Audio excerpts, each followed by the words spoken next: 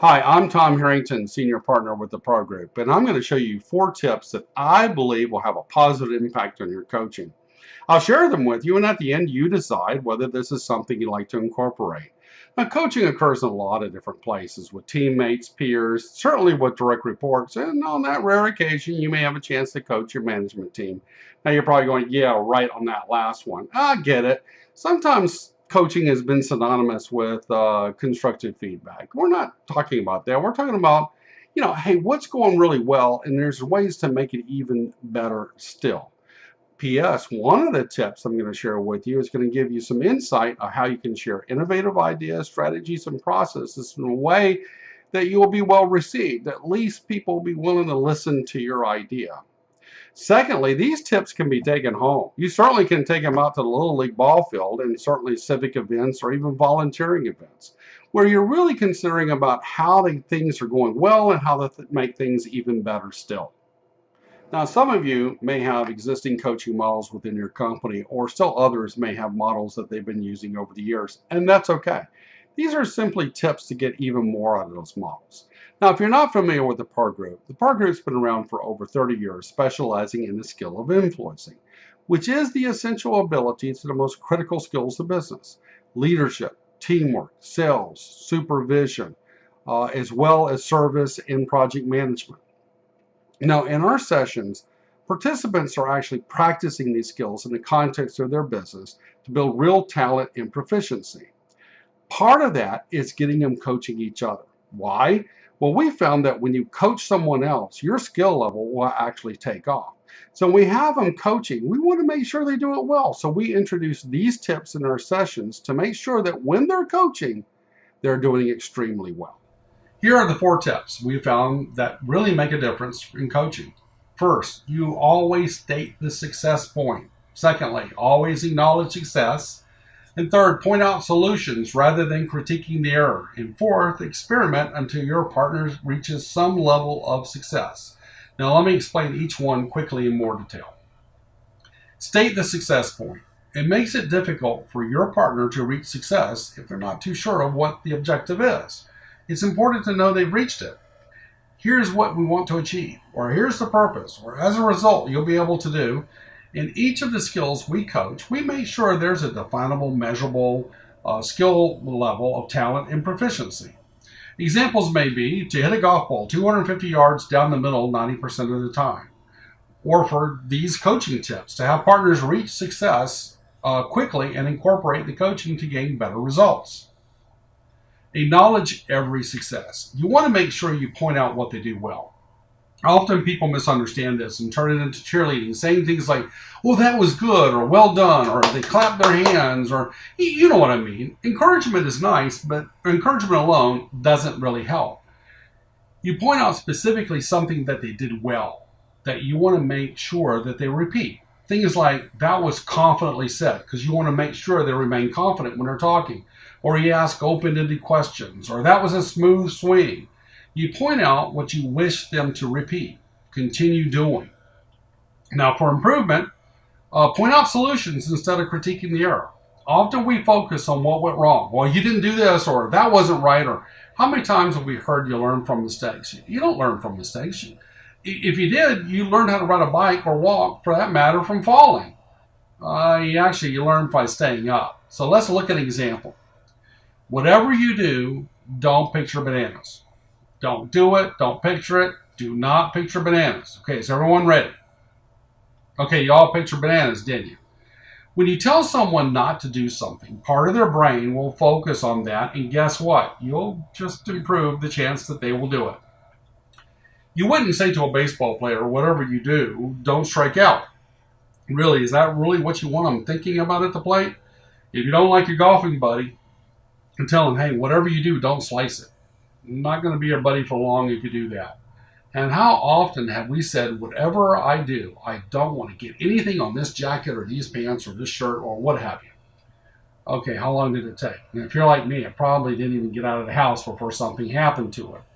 Better to have your partner to focus on what would make it better.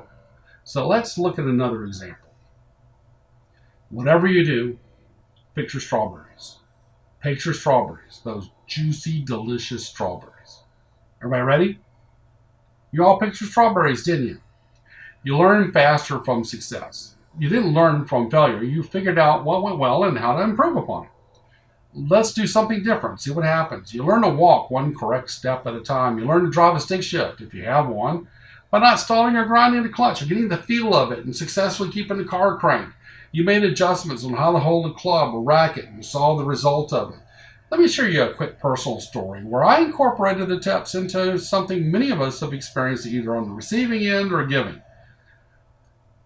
Everyone had given up in frustration over helping my future stepdaughter ride a bike without training wheels. Her mom, who later became my wife, told me, "You do something," with her as she left to go to the store. Obviously, she had thrown in the towel. Caroline wasn't too happy either, as she had fallen repeatedly under the tutelage of others. She asked me, "So are you going to teach me how not to fall on my bike?" Did all of you hear that? What was she focused on? She was focused on falling. So guess what she did? Yep, fell over and over and over again. And she was willing to give up too. So I asked, "Is that what everybody else has been doing?" And she nodded her head. I said, "Well, we're not going to do that." And she asked, "Well, what are we going to do?" I said, "Well, we're going to focus on how to stay on." I mean, she's a gymnast. For goodness sakes, how hard can this be? Okay, a 4-year-old gymnast, which means rolling around, tumbling and such. Now, don't get mad at me if you have a star heading for the Olympics. So what I did is said, okay, we're going to get on, and if you feel the bike starting to fall to your left, you just turn the wheel that way. In whatever direction you start to feel like you're falling over on, you turn the wheel and front wheel in that direction, and a little momentum, you're going to stay up. So your mission is to stay up on this bike. So you start leaning towards the left, turn that bike to the left. You start leaning towards the right, turn that bike to the right. A little momentum, you're going to be fine. So I ran along with her. You said, okay, you're leaning up, we turn the wheel, and she did it. And once up, once down the street, once back up, guess what? She's riding her bicycle just fine. Now, when her mother came back from the grocery store, I was a hero. Of course, as this guys, it didn't say hero for long. When you focus on solutions or suggestions, you make it even better. You get faster acceptance. Like, hey, that was confidently said. Now, next time, include the benefit. Let's do it again. Hey, you ask questions, getting their viewpoint, and that's what you really want to do. This time, try it again, but focus on asking open-ended questions. Imagine you're promoting an innovation or improvement to an existing process or situation. It's not going to go well if you start by saying what's wrong with the existing system, especially if the person you're talking to is the originator of the current approach. They're just going to love you for critiquing their solution. You will do much better of talking about what works and how it can potentially work even better. You will get faster acceptance and better results. Well, let's go back to repeat for improvement. Make sure you point out solutions, how to make it better or even better, and focus on one solution at a time. Too many can be overwhelming. So 1 or 2 at a time. Small steps in coaching to achieve huge performance gains. Now, lastly, experiment until your partner succeeds. End with a win. Some measure of success or improvement. It may not be complete success, but a step on the way to it. If they're left with a feeling of failure, like you'll get it eventually, that leaves them there. You don't want to do that. Keep experimenting so they can see that they are better. Lastly, advice giving is just that. It's advice. So save talk and analysis until after the coaching is over. No one learned how to ride a bike or drive a car or dance or swing a golf club or a racket for that matter by talking about it. They learn by doing, small tips and solutions in between. If you ever had a lesson that started with, well, let me tell you all about the subject and then here's how it all works, and at the end they gave you a few tries, well, you were taken advantage of.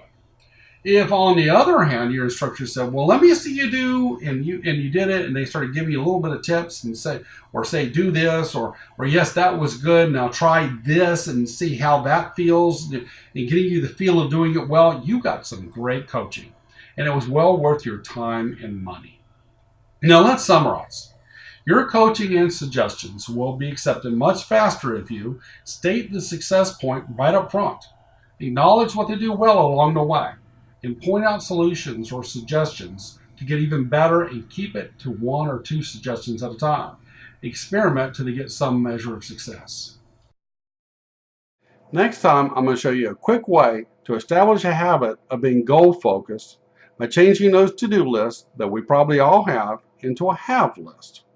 It will help you be more productive. You will certainly be understood faster and easier than ever before. And you'll be programming yourself to be results oriented rather than activity oriented.